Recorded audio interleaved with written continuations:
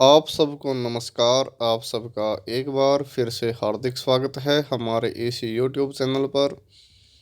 आज हम एनसीईआरटी के द्वारा 8वीं क्लास के लिए निर्धारित संस्कृत की पाठ्य पुस्तक रुचिरा तृतीयो भाग है। इस पाठ्य पुस्तक के 14वें पाठ आर्यभट्ट इस पाठ का अभ्यास का कार्य कर रहे हैं। तो आइए ज़्यादा समय व्यतीत न करते हुए हम सीधा अभ्यास के कार्य की तरफ चल पड़ते हैं। जैसा कि आप स्क्रीन पर देख रहे हैं, यहाँ पर हमारा पहला प्रश्न है, एक पदेन उत्तरत, एक शब्द में उत्तर देना है। पहला प्रश्न है, सूर्य कस्याम दिशायाम उदेति। सूर्य किस दिशा में उदित होता है यानी कि निकलता है। तो इसका आंसर आ जाएगा पूर्व दिशायाम, जो हमने पेन के साथ लिखा हुआ है। एक शब्द में उत्तर देना है। दूसरा है, आर्यभट्टस्य वेधशाला कुत्र आसीत्। आर्यभट्ट की वेधशाला कहाँ थी। तो इसका आ जाएगा पाटलिपुत्रे। तीसरा है, महान गणितज्ञ ज्योतिर्विद कः अस्ति। महान गणितज्ञ और ज्योतिषी कौन है। तो आर्यभट्ट आ जाएगा, आर्यभट्ट है। चौथा है, आर्यभट्टेन कः ग्रंथः रचितः। आर्यभट्ट के द्वारा कौन सा ग्रंथ रचा गया। तो इसका आ जाएगा आर्यभट्टियम।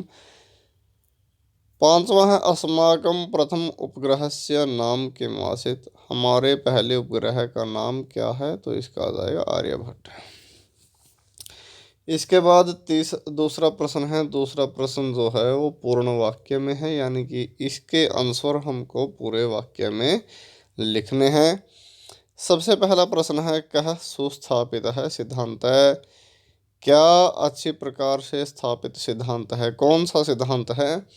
तो ये हमने पेन के साथ ही इसका आंसर लिखा हुआ है यहाँ से। सूर्य अचल है, पृथ्वी च चला, या स्वीकीय अक्षय घूर्णति इति सुस्थापित है सिद्धांत है। यहाँ तक जो हमने ये नीचे अंडरलाइन खींची है, इसके ऊपर की लाइन जितनी भी है ये यहाँ तक सिद्धांत तक, यहाँ तक इसका आंसर आ जाएगा कि सूर्य स्थिर है और पृथ्वी मतलब गतिशील है, जो अपने अक्ष पर घूमती है, ऐसा सुस्थापित सिद्धांत है। चंद्र ग्रहणम कथम भवति। चंद्र ग्रहण कैसे होता है। यदा पृथिव्याः छायापातेन चंद्रस्य प्रकाशः अवरुध्यते तदा चंद्रग्रहणं भवति। जब पृथ्वी की छाया पड़ने से चंद्रमा का प्रकाश रुक जाता है तब चंद्र ग्रहण होता है। ये इसका दूसरे का आंसर आ जाएगा, यदा से लेकर और भवति तक। तीसरा है, सूर्य ग्रहणम कथम दृश्यते। सूर्य ग्रहण कैसे दिखाई देता है। तो इसका आंसर हमने नीचे लिख रखा है, पृथ्वी सूर्योः मध्ये समागतस्य चंद्रस्य छायापातेन सूर्य ग्रहणम दृश्यते।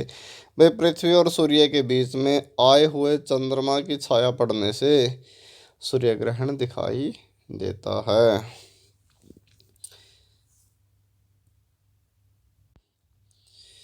इसके बाद है, आर्यभट्ट का विरोध क्यों हुआ। आर्यभट्ट से विरोध है किमर्थम अभवत, क्यों हुआ। यहाँ ऊपर लिख रखा है इसका आंसर हमने। भाई समाजे नूतनानां विचाराणां स्वीकरणे प्रायः सामान्य जनाः काठिन्यम अनुभवन्ति। समाज में नए विचारों को स्वीकार करने में अक्सर यानी कि प्रायः सामान्य लोग कठिनाई अनुभव करते हैं। तथैव भारतीय ज्योतिषशास्त्र है, वैसे ही उसी प्रकार भारतीय ज्योतिषशास्त्र में आर्यभट्ट का भी विरोध हुआ। जब उन्होंने कहा कि भाई जो ग्रहण होता है वो राहु केतु के कारण नहीं होता, वो सूर्य चंद्रमा और पृथ्वी इन तीनों के कारण होता है, तो उनका विरोध हुआ था। ठीक है, तो ये दो लाइनें इसका आंसर आ जाएगी। और पांचवा है, प्रथम उपग्रह से नाम आर्यभट्ट है इति कथम कृतम। पहले उपग्रह का नाम आर्यभट्ट ऐसा क्यों या कैसे किया गया। तो यहाँ से इसका आंसर शुरू हो जाता है आधुनिकई। आधुनिकई वैज्ञानिकई तस्मिन् तस्य च सिद्धान्ते।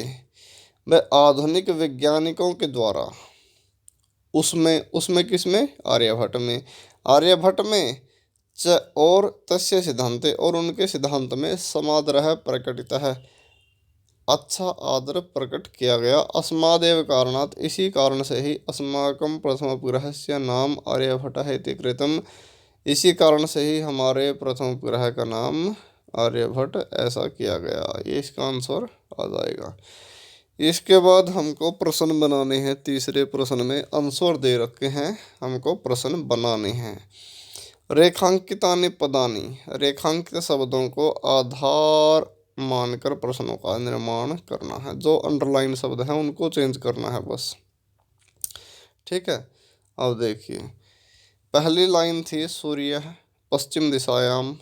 पश्चिमायाम दिशायाम अस्तम गच्छति, सूर्य पश्चिम दिशा में अस्त होने को जाता है। तो पश्चिमायाम की जगह हमने क्या लिख दिया, कश्याम, बस। बाकी पूरी लाइन सेम टू सेम रहेगी। लास्ट में क्वेश्चन मार्क इसने लगा ही रखा है तो हमको भी लगाना है। ये हमारा प्रश्न बन गया। कश्याम का मतलब किस, तो किस दिशा में अस्त होने को जाता है। दूसरा है पृथ्वी स्थिरा वर्तते इति परंपरा प्रचलिता रूढ़ि, पृथ्वी स्थिर है ऐसी परंपरा से प्रचलित धारणा है या रूढ़ि है। तो कया आ जाएगा परंपरा की जगह, कया किससे प्रचलित है, परंपरा से प्रचलित, ठीक है। किससे आ जाएगा, बस पूरी लाइन सेम टू सेम रहेगी।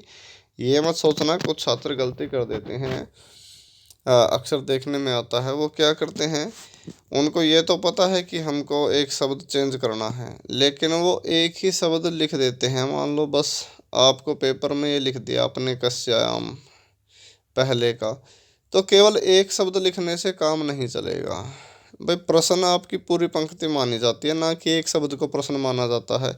तो पूरी पंक्ति लिखें तभी जाकर प्रश्न माना जाएगा। तो पहले में पश्चिमायाम की जगह है कश्याम लिख देंगे, दूसरे में परंपरा की जगह कया लिख देंगे। अब आ गया तीसरा, आर्यभट्ट से योगदानम गणित ज्योतिष संबंधित, आर्यभट्ट का योगदान जो है गणित और ज्योतिष से संबंधित है। तो केन आ जाएगा, किससे संबंधित है, ठीक है। इसके बाद है समाजे नूतन विचाराणाम स्वीकरणे प्रायः सामान्य जनाः काठिन्यम अनुभवन्ति, समाज में नए विचारों को स्वीकार करने में प्रायः सामान्य लोग कठिनाई का अनुभव करते हैं। तो सामान्य जना की जगह के आ जाएगा। के का मतलब कौन कौन कठिनाई को अनुभव करते हैं। इसके बाद पांचवा है पृथ्वी सूर्य मध्य चंद्रस्य छाया पातेन सूर्य ग्रहण भवति, पृथ्वी और सूर्य के मध्य चंद्रमा की छाया पड़ने से सूर्य ग्रहण होता है। तो पृथ्वी सूर्य की जगह क्या आ जाएगा, कयो हो। बाकी सारी लाइन सेम टू सेम रहेगी। ये हमारे प्रश्न इस तरह से बन जाएंगे एक शब्द को चेंज करके। अब इसमें हमको क्या करना है, चौथे प्रश्न में हमको रिक्त स्थान भरने हैं मंजूषा की सहायता से। मंजूषा इसको कहते हैं जो ये इतनी जगह आपकी होती हैं जिसमें शब्द लिखे होते हैं, इनसे शब्दों को चुनकर रिक्त स्थानों की पूर्ति कीजिए। नौकाम का मतलब नाव में, नाव को, हाँ। पृथ्वी का मतलब धरती, तदा तब चला गतिशील, अस्तम अस्त होने को। तो पहला है सूर्य पूर्व दिशायाम उदयति पश्चिम दिशायाम च, पहले का अस्तम आ जाएगा, ठीक है, अस्तम ही आ जाएगा। गच्छति, सूर्य पूर्व दिशा में निकलता है और पश्चिम दिशा में अस्त होने को जाता है।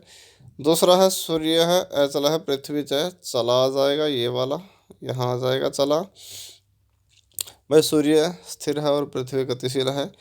तीसरा है स्व की अक्ष से घूर्णति, अपने अक्ष पर घूमती है कौन, पृथ्वी। तो पृथ्वी यहाँ आ जाएगी तीसरे में। यदा पृथिव्याः छायापातेन चंद्रस्य प्रकाशः वृद्यते तदा, तब तदा आ जाएगा यहाँ पर, ठीक है। भाई जब पृथ्वी की छाया पड़ने से चंद्रमा प्रकाश रुकता है तब चंद्र ग्रहण होता है, तदा आ जाएगा। पांचवा है नौकायाम उपविष्ट मानव है, नाव में बैठा हुआ मानव। नौकाम स्थिराम अनुभवते, नाव को स्थिर समझता है। तो इस तरह से हमने ऊपर ये सीरियल नंबर डाल रखे हैं, कौन सी लाइन में कौन सा शब्द आएगा। इस तरह से आप रिक्त स्थान पूरे कर सकते हैं। पांचवा है, पांचवें में संधि विच्छेद करनी है रिक्त स्थानों के माध्यम से। तो पहला है ग्रंथोयम, इसका बन जाएगा ग्रंथ है प्लस अयम, ठीक है। तो सूर्य चला है, सूर्य प्लस चला है बन जाएगा, तथैव तथा प्लस एव बन जाएगा। कालातिगामिनी, काल प्लस अतिगामिनी हो जाएगा, प्रथम उपग्रह से प्रथम प्लस उपग्रह से। तो इस तरह से ये संधि विच्छेद आप करेंगे।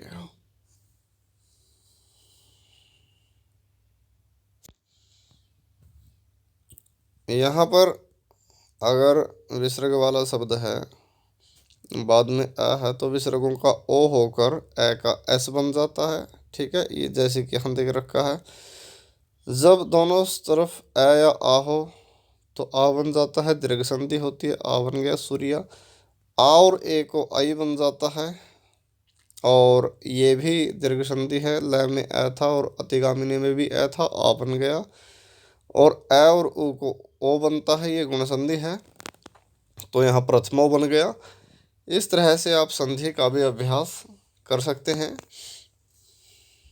यदि आपने अभी तक संधि नहीं समझी है तो हमारे चैनल की प्लेलिस्ट में जाएं, और व्याकरण की प्लेलिस्ट मिलेगी आपको, वहाँ पर आप व्याकरण के सभी टॉपिक को अच्छी तरह से समझ सकते हैं। उनमें आपको संधि भी मिल जाएगी, दीर्घ गुण वृद्धि जो भी आपकी सिलेबस में लगती है, आप उनको देखकर संधि का भी अध्ययन करें। छठे प्रश्न का अभाग है, इसने लिखा है अधोलिखित पदानाम विपरीतार्थक पदानी लिखित। विपरीतार्थक होता है विपरीत अर्थ वाले, नीचे लिखे गए शब्दों के विपरीत अर्थ वाले शब्दों को लिखना है। उदय का अस्त हो जाएगा, अचल है का चल है हो जाएगा, अंधकार है का प्रकाश हो जाएगा, प्रकाश है। स्थिर का अस्थिर है हो जाएगा, समाद्र है का निराद्र है हो जाएगा, आकाशस्य का पातालस्य हो जाएगा। इसके बाद इसी प्रश्न के दूसरे भाग में, यानी कि छठे का दूसरा ही है, अधोलिखित पदानाम समानार्थक पदानी। समानार्थक पदों को पाठात चित्वा, पाठ से चुनकर, इस बात का ध्यान रखें, हम लिख तो वैसे भी सकते हैं समानार्थक, लेकिन पाठ से चुनकर लिखना है।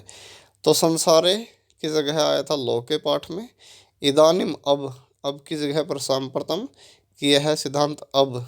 सांप्रतम का मतलब अब होता है, संसारे का मतलब संसार में, इदानिम का मतलब अब, तो सांप्रतम आया है। वसुंधरा की जगह पृथ्वी आई है, धरती होता है इसका अर्थ। समीपम पास में निक्सा आया है।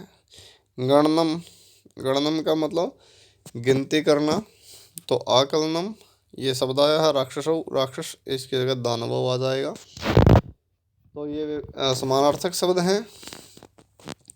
इसके बाद सबसे इम्पोर्टेंट प्रश्न सातवां है। सातवें प्रश्न में क्या है, नीचे लिखे गए शब्दों को आधार बनाकर वाक्य रचयिता, वाक्य बनाने हैं इन शब्दों के यूज करके, यानी कि वाक्य के अंदर ये शब्द प्रयोग होने चाहिए। कुछ वाक्य हमने बना दिए हैं, और ये कोई ज़रूरी नहीं कि आप ऐसे ही वाक्य बनाएं।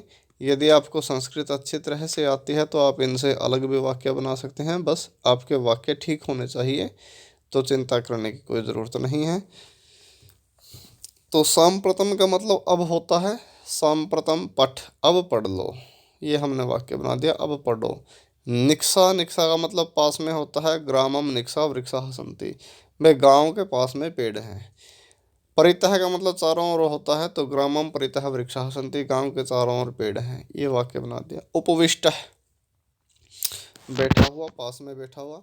स अत्र उपविष्ट है अस्ति, वह यहाँ बैठा हुआ है। उपविष्ट है को पास में भी मान सकते हैं, पास में बैठा हुआ है। कर्म भूमि, मम कर्म भूमि भारत देश है अस्ति, मेरी कर्म भूमि जहाँ पर मैं काम करता हूँ वो भारत देश है।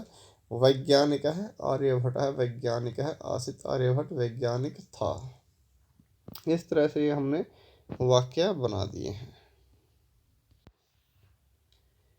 इसी सातवें प्रश्न के साथ हमारा आर्यभट्ट यह जो 14वां पाठ है, इस पाठ का अभ्यास का कार्य संपन्न होता है, पूरा होता है। यदि आप हमारे इस चैनल पर पहली बार आए हैं तो हमारे इस चैनल को सब्सक्राइब कर लें, और संस्कृत के अध्ययन के लिए हमारे साथ निरंतर जुड़े रहें। इस वीडियो को अपने मित्रों के पास ज़्यादा से ज़्यादा शेयर करें, लाइक करें, कमेंट करें। अगले वीडियो में फिर मिलते हैं। जय तो संस्कृतम, जय तो भारतम।